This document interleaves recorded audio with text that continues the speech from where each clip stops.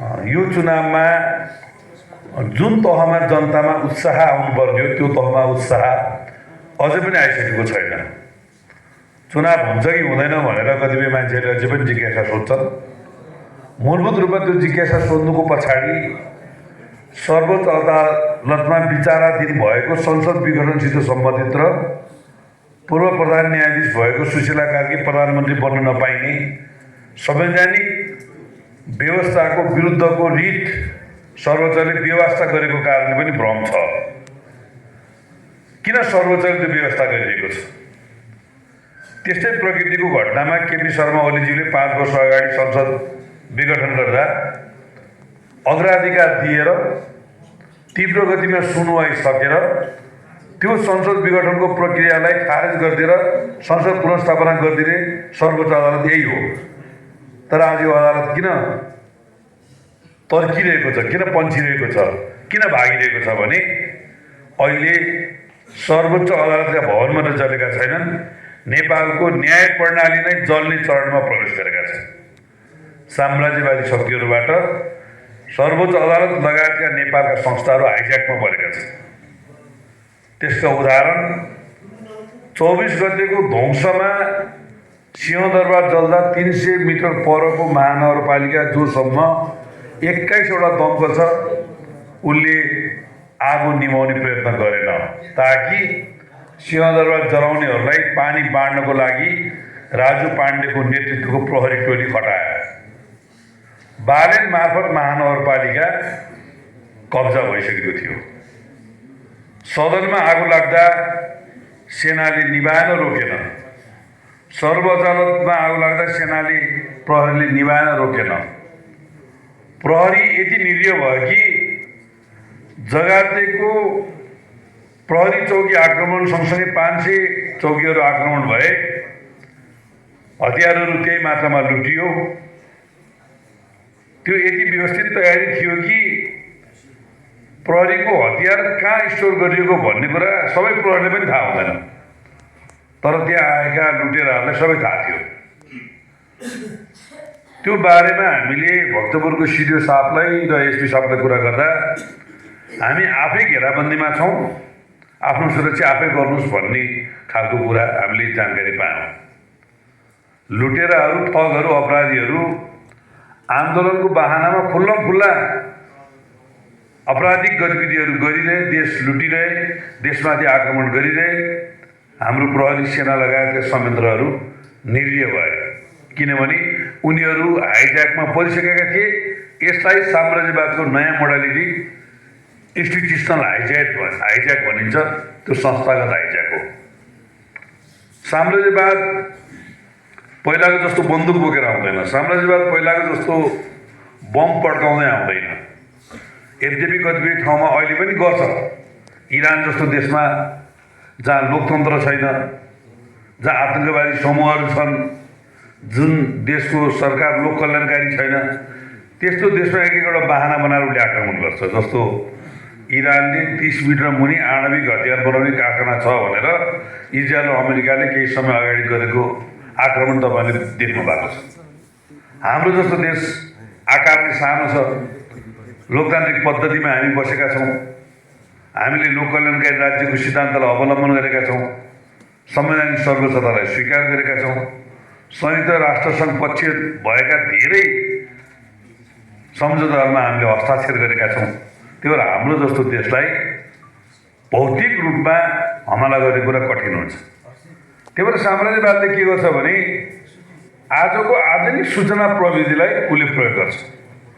जसरी हिटलरले ग्लोबसलाई प्रयोग गरेर उसले सञ्चार मन्त्री बनाएर उसले के भन्यो भने एउटा झुटो कुरालाई 100 चोटि प्रचार गरेर त्यो सत्य भनेर मान्छेले बुझ्छ।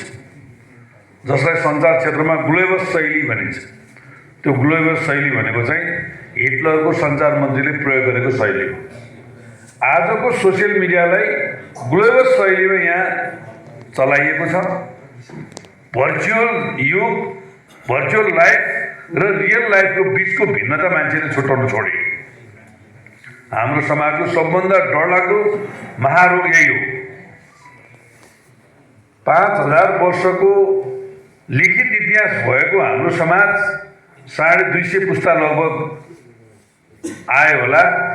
सबभन्दा सुख पाएको पुस्तै पछिल्लो पुस्ता जुन जसलाई जेन्जी पुस्ता भनिन्छ। यद्यपि त्यो जेन्जी भन्ने नाम कुनै नेपालीकरणको नाम होइन, त्यो चाहिँ पश्चिममा अर्थशास्त्रीहरूले कम्प्युटरको विकासको क्रममा निर्माण गरिदिएको नाम हो। नेपाल जस्तो देश किन टार्गेटमा छ?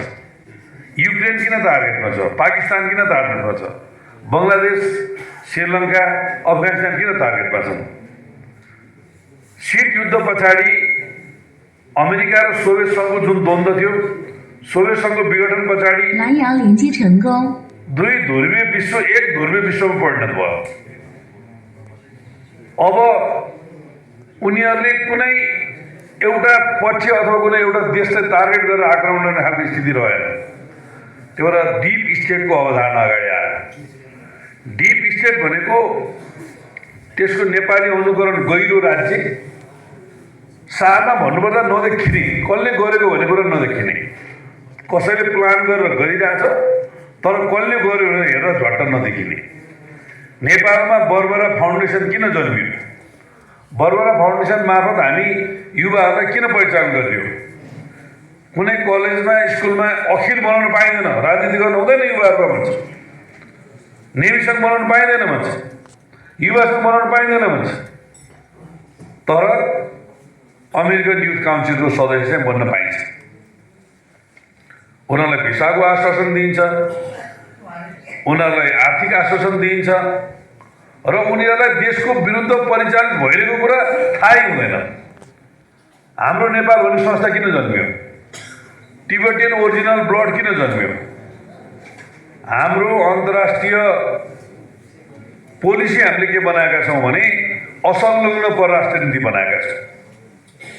हामी हाम्रो भूमिलाई कुनै पनि देशको विरुद्ध प्रयोग गर्न दिँदैनौँ, तर टिबेटियन ओरिजिनल ब्लड भनेर हाक्काहाक्की आन्दोलनलाई भड्काउने शक्ति यहाँ सक्रिय छन्। यो जेन्जी मुभमेन्ट कुनै आवेश आक्रोशमा भएको मुभमेन्ट नै होइन, यो 2013 देखि नेपालको भूमिमा गर्ने भनेर सुरु गरेको मुभमेन्ट हो। हामी 11औं देश हौँ यो जेन्जी मुभमेन्ट। उनीहरूले डिप स्टेटको अवधारणा अनुसार उनीहरूले कलर रेभोल्युसन भने फिलिपिन्स, बङ्गलादेश, श्रीलङ्का, फ्रान्स जस्ता देशमा गरे। भ्रष्टाचार, सुशासन, सोसियल मिडियाको पहुँच उनीहरूले मुद्दा बनाए। हाम्रो ओरिजिनल जेन्जीलाई त्यो हो भन्ने लाग्यो। त्यसमा हाम्रो पनि असहमति थिएन। म भ्रष्टाचार गर्दिनँ, गर्न दिन्न भन्ने केपी ओलीको थ्योरी र जेन्जीको भ्रष्टाचार विरुद्धको अभियान कहाँ फेर खान्छ? उल्टो उनीहरूले पुराना दलहरूलाई भ्रष्टाचारको ट्याग लगाइदिए। हामी सबै काम नलाने, उनीहरू चाहिँ काम लाग्ने भन्ने बनाइदिए। कति विडम्बना छ भने अमेरिकनहरू हाम्रो देशमा डेमोक्रेटिक पार्टी र कन्जर्भेटिभ पार्टी छ, पुरानो इतिहास बोकेको पार्टी। त्यही भएर हाम्रो लोकतन्त्र सुरक्षा छ, राष्ट्रियता सुरक्षा छ, हामी महाशक्ति राष्ट्र भएको छौँ भनेर गौरव गर्छन्। अनि तिनकै खेताला कोठाला चाहिँ पुरानो पार्टी ठिक छैन, नयाँ पार्टी चाहिन्छ भन्छन्। मालिक चाहिँ पुरानो पार्टी भएको हुनाले हामी महाशक्ति छौँ, ढुक्क छौँ भन्छ, उसको खेताला कोठाला चाहिँ नयाँ चाहिन्छ, पुरानो हुँदैन भन्छ। बेलायतमा बेलायतीहरू दुईटा ठुला पार्टी हाम्रो छ, पुरानो इतिहास बोकेको पार्टी छ भनेर खुसी मनाउँछन्। उसका नोकर चाकरहरू चाहिँ यहाँ फेरि नयाँ पार्टी चाहिन्छ भन्छ। कपाल काट्न नयाँ नाइ नहुने पुरानै चाहिने। नयाँ मान्छे र पुरानो मान्छे कपाल काट्ने ठाउँ रहेछ भने हामी के गर्छौँ? तिमी पख बाबु अलिकति अनुभवले यहाँ नयाँ पुरानोबाट काट्छु भन्छ। स्कुल पढाउनु पऱ्यो भने गाउँमा भर नयाँ स्कुल खोला छ भने 1-2 वर्ष हेरौँ न भन्छौँ हामी, पुरानो अनुभव स्कुलमै लान्छौँ। डक्टर चेक गराउनु पऱ्यो भने हामी कति संवेदनशील हुन्छौँ। मुटुको रोग लाग्यो भने चाहिँ भगवान कोइरालाई खोज्न सकिन्छ। नसासित सम्बन्धित रोग लाग्यो भने त डक्टर पन्त के पन्त रे उहाँलाई नै खोज्छौँ। बिहा छोराछोरीको बिहा भोज केही गर्नु पऱ्यो भने राम्रो नाम चलेकै कुक ल्याउँछौँ हामी, राम्रो क्याटरिङ ल्याउँछौँ। अनि देश चलाउनु चाहिँ ख्याल ठट्टा हो। देश चलाउनु चाहिँ नयाँ चटकी ल्याएर चलाइदिन्छ देश। अनुभवी र सक्षम छान्ने हो। अनुभवी र सक्षम मात्र होइन, राष्ट्रियताप्रति प्रतिबद्ध दल छान्नु पऱ्यो हामीले। राष्ट्रियता समाप्त गर्ने विदेशी दलालहरू लुसिफरहरूलाई छानेर देश खत्तम भएन। नयाँ जेललेसी बनाउने अभियान जुन यिनीहरूले चलाइरहेछ त्यसलाई सपोर्ट गरेर हामी जानुहुन्छ। त्यो भएर देश जोगाउनुपर्छ, लोकतन्त्र जोगाउनुपर्छ। पछाडि वर्ग र समुदायको हितको पक्षमा काम गर्ने एमाले जस्तो पार्टी आवश्यक छ। सामाजिक न्यायको पक्षमा ज्येष्ठ नागरिकहरूलाई सम्मान गर्ने भत्ता दिने, एकल महिलाहरूलाई सम्मान गर्ने भत्ता दिने पार्टी हामीलाई चाहिएको छ। पुरानो पार्टी भनेर हुन्छ, फेरि बबई डाइभर्सन आयोजनाको ब्रेक थ्रो एमाले गर्यो, केपी ओलीले गर्यो, त्यो नयाँ विचार होइन। मरिन कोशी डाइभर्सन आयोजना सुरुङबाट पानी मिसाउने आयोजना हो। त्यो मरिन कोशीको पानी मरिनमा लिएर गएर पूर्वी मधेस पुरै सिंचित गर्ने, बबेको पानी भेरीको पानी बबेमा लिएर गएर पश्चिम मधेस पुरै सिंचित गर्ने, थानकोटा सुरुङ मार्ग बनाउने, बुटोलबाट पाल्पा जाने बाटोमा सुरुङ मार्ग बनाउने, यी नयाँ परियोजना होइन, नयाँ कन्सेप्ट होइन नेपालको सन्दर्भमा। केरुङ काठमाडौँ रेलमार्ग, रक्सोल काठमाडौँ रेलमार्ग, पूर्व पश्चिम रेलमार्ग, यो नयाँ कन्सेप्ट होइन, नयाँ परियोजना होइन। दैलेखमा भएको पेट्रोलियम खानी पत्ता लगाउने पार्टी नेकपा एमाले, यो नयाँ कुरा होइन। मुस्ताङ र मनाङमा हामीले युरेनियमसँग पत्ता लगायौँ। आज महाशक्ति राष्ट्रको आँखा मुस्ताङ र मनाङमा परेको छ र उनीहरू त्यहाँको युरेनियम कब्जा गरेर युरेनियम मार्फत न्युक्लियस बम बनाउन सकिन्छ र त्यो बनाउँदै चाइना र भारतलाई दबावमा उनीहरू राख्न चाहन्छन्। किनभने चाइना दोस्रो महाशक्ति राष्ट्रबाट पहिलो महाशक्ति राष्ट्र बन्ने अभियानमा छ, इन्डिया चौथोबाट तेस्रो बन्ने अभियानमा छ र हिजो इन्डियाको नजरबाट उनीहरूले हामीलाई हेर्थे भने अहिले इन्डियालाई पनि उनीहरू दबावमा राख्न चाहन्छन्। त्यसको लागि नेपाल बफर जोन भएको छ। यो कुरा नेपाली युवाले बुझ्नु पर्दैन। हाम्रा छोराछोरीले यति कुरा बुझेनन् भने हेर्दा हेर्दै हामी अरूको दास भइसकेका हुन्छौँ। हेर्दा हेर्दै सिक्किम जस्तो यो देश सरकारले कब्जा गरिसकेका हुन्छ। युक्रेन रसियालाई दबावमा राख्ने युक्रेनमा टेली सिरियलमा अडिसनबाट पास गरेर आएको एउटा हास्य कलाकारलाई राष्ट्रपति बनाएर अगाडि बढाए, नेटोको सदस्य दिएर रसियाको विरुद्ध लड्न लगाए। रसियाले नेटोको सदस्य नलियो भन्ने कुरा मानेको भए आज युक्रेनको दशा हुन्थेन। 38% भूभाग युक्रेनले आज गुमायो। युरोपको अन्नको भण्डार भनिन्थ्यो, आज युक्रेन भोकमरीमा पुगेको छ। यतिसम्म कि खोकनाको तेल पेल्न समेत युक्रेनको तोरी आउँदो रहेछ। श्रीलङ्का हालत हेर्नुहोस्, बङ्गलादेश हेर्नुहोस्, पाकिस्तान हेर्नुहोस्। पाकिस्तानको राष्ट्रपति इमरान खान क्रिकेट खेलाडी थिए, उनलाई राष्ट्रपति बनाए। उनीहरूले आफ्नो देशको त्यहाँ क्याम्प राख्न खोजे, उनले मानेनन्। अहिले भ्रष्टाचार केसमा 13 वर्ष थुनेको छ। उनको अहिलेको हालखबर के छ भन्ने कुरो थाहै छैन, अज्ञात छ, परिवारले भेट्न दिएको छैन। शेख हसिनालाई म्यानमारसँग जोडिएको टापुमा क्याम्प राख्न खोजे, उनले मान्नन्। जेजी उचालेर लहटे इन्डियामा छिन्, मृत्युदण्डको सजाय दिएछ। बङ्गलादेश फर्केको दिन उनलाई मार्ने योजना बनेको छ। बङ्गलादेशको जेनजीको आन्दोलनकर्ताले यो राष्ट्रघात हो भन्ने बुझ्यो, उसको हत्या भयो। नेपालमा ती ओरिजिनल जेनजीहरू अहिले बानेश्वर र माइतीघर मण्डलमा आमरण अनसनमा बसिरहेछन्।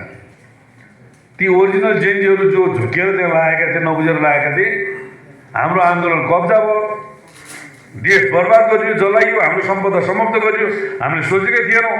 हामीले केपी ओली भन्दा 6 महिना कान्छी सुशीला हजुरआमालाई प्रधानमन्त्री बनाउनु खोजेको होइनौँ। बालनले स्ट्याटस लेखेर हामीले सेनासँग वार्ता गऱ्यौँ, दललाई निषेध गऱ्यौँ। त्यो हामीले गम्भीर गल्ती गऱ्यौँ। बालनले हाम्रो लोकतन्त्र सेनालाई बुझाउनु खोज्यो। डिस्कट च्यानल जस्तो अपराधिक च्यानलबाट स्कुल ड्रेस लगाएर आन्दोलनमा जाऊ, पानीका बोतल लिएर जाऊ, केमिकलहरू लिएर जाऊ, नेताका घर जलाऊ, सरकारी अस्पताल जलाऊ, चौकी जलाऊ भनेर उकास्यो। हामी उकास्यौँ, त्यहाँ गम्भीर गल्ती हो। आगजनीले तोडफोड भएका ठाउँमा एनसिएलका सबै टावर समाप्त गरिएको छ। सिसी क्यामेराहरू सबै फुटाइएको छ। सोडियम लगायतका अनेक रासायनिक चिजहरूको त्यहाँ प्रयोग भएको छ। जलेका भूभागहरूलाई पुनर्निर्माण गरेर नसक्ने गरेर बालिएको छ। त्यो कुरा बुझेन हामीले गल्ती गर्यौँ। त्यो सबै डिस्कट च्यानल मार्फत लबिङ गरिएको छ। उनीहरूले प्रयोग गरेको लोगो मानव कङ्कालमा क्रस बोन भन्छ, त्यो हड्डीको त्यो हातको हड्डीको चाहिँ क्रस हरेक देशमा उनीहरूले त्यो प्रयोग गरेका छन्। त्यो उनीहरू अहिले अहिलेसम्म बस्दैछन्। यो सुशीला कार्की हाम्रो आमै होइनन्। संसद विघटन गरेर गल्ती गर्यो, बालको स्टाफहरूले संसद विघटन गरियो। दलहरूले नै बरु हाम्रो माग पुरा गर्थे, पर्याय संविधान संशोधन गर्थे। 84 को चुनाव हामीले 82 मा चाहेको होइन भनेर ओरिजिनल जेन्जीले भन्दैछ। अब उनीहरू त्यो 23 र 24 गतेको घटनालाई यस्तो आतंक समाजमा बनाइरहेछ। मैले अहिले पनि भने अदालतले फैसला गरेर आँट गर्दैन। सत्य मान्छेले सत्य बोल्ने आँट गर्दैन। तपाईँ हामी मध्ये कसैको अन्याय पऱ्यो भने त हामी न्याय नै पाउँदैनौँ। अदालतले के भन्छ भने फलानुलाई न्याय दियो भने त झोले भन्छन्, हामीले भन्छौँ झोले भन्छन् भन्ने डरले अदालतको न्यायाधीश बोल्दैन। झोले भन्छन् भन्ने डरले तपाईँहरू लाइक सेयर कमेन्ट गर्नु नय पुष्पले भन्नुभयो। त्यो गऱ्यो भने तपाईँले झोले बनिहाल्छन्। ज्योति मगर र त्यो के अरे एकजना बहिनी अहिले खुइली भन्ने बहिनी के सिलवार, नवीना सिलवार। ज्योति मगर र नवीना सिलवार जतिको पनि चेत नबोक्ने, त्यति पनि लेख्न नसक्ने, त्यति पनि बोल्न नसक्ने एमालेको कार्यकर्ता नेता हुन्छ त। छातीमा हात राखेर भन्नु त। ज्योति मगर र नवीना सिलवार जति पनि किन हामीले बोल्न सकेका छैनौँ? किन लाइक कमेन्ट सेयर गर्न सकेका छैनौँ? चुपचाप घन्टीमा छाप। के हो यसको अर्थ? किन चुपचाप घन्टीमा छाप? किन लुकेर, किन षड्यन्त्र गरेर? सिद्धान्त छैन, विचार छैन, भिजन छैन, दृष्टिकोण छैन। सहकारी ठगेको छ, अपराध गरेको छ, 2टा भिसा छ, 2टा नागरिकता छ, 4वटा श्रीमती छ, अनि बोल्ने ठाउँ छ। मारेहाको परीक्षा आउँछ। सबभन्दा बेरुजु भएको नगरपालिका महानगरपालिका काठमाडौँ बालिनले गरेको। अख्तियारले भन्छ सबभन्दा धेरै भ्रष्टाचार भएको महानगरपालिका काठमाडौँ। आर्थिक सूचाङ्कले भन्छ भरे मध्येको सबभन्दा महानगरपालिकामा सबभन्दा पछाडि परेको छ काठमाडौँ महानगरपालिका। अनि चुपचाप नगरी के गर्नु? सुकुम्बासीलाई हानेको छ, गरिब किसानलाई लखटेको छ। एउटा गरिब किसानलाई नगर प्रहरी लगाई लखट्छ। एउटा गरिब किसानले जम्मा गरेको सहकारी पैसा ठग्छ र देशभरिको सहकारी आन्दोलन समाप्त गरिदिन्छ। मनमोहन अधिकारी र केपी ओलीले सुरु गरेको सहकारी मुभमेन्ट आज स्वाहा भएको छ। त्यो यही घन्टीहरूको कारणले भएको छ। यति कुरा बोल्दा हामी डराउँछौँ। उनीहरू चुपचाप घन्टीमा छाप भनिरहेछन्, अनि हाम्रो पक्तिमा चुपचापै बोल्नुहुन्न है, चुपचाप भन्छ। चुपचाप होइन, असङ्ख्य क्वेसनहरू उठाउने हो, असङ्ख्य बहसहरूमा सहभागी हुने हो। र म एमालेको उम्मेदवारको हैसियतले यहाँ आइरहँदाखेरि हामी माथि उठ्ने हरेक प्रश्नको जवाब हामी जनतालाई दिन तयार छौँ। विगतमा हामीले खेलेको हरेक भूमिकाको स्पष्टीकरण जनतालाई हामी दिन तयार छौँ। हामीलाई चुनावी प्रोपोगन्डाहरू उठाइएका छ, यी हरेक प्रोपोगन्डाको जवाब हामी दिन तयार छौँ। अघिल्लो चुनावमा जहाँ पनि महेश बस्नेतको लगानी, हनुमन्दिर महेशको जग्गा, शिवरोडको प्लानिङमा महेशको लगानी, पलासीको प्लानिङमा महेशको लगानी भनेर प्रोपोगन्डा गर्नेहरूलाई 4 वर्ष अगाडि मैले भने मेरो नाउँमा काहीँ कतै लगानी र जग्गा एक टुक्रा छ भने दाबीको नाउँ तिम्रो नाममा पठाइदिन्छु भनेको 4 वर्षसम्म एकजना मान्छे पनि आएन। यो हाम्रो विरुद्ध लगाएको गलत आरोप गरेर प्रोपोगन्डा हो भने कुरा पुष्टि भएको छ। त्यो डाइरेक्टबाट म फिर्ता भएको छैन। अहिले पनि कसैले पत्ता लगाउँछ भने लिन आऊ। चुपचाप होइन, विश्लेषण बहस र छलफल गरेर मात्र हामीले भोट हाल्छौँ र हामीले जनतालाई आह्वान गरिरहेका छौँ। अहिले फेरि चित्रपुरमा नक्कली पूजा बाँड्यो भनेर एउटा प्रोपोगन्डा ल्याए।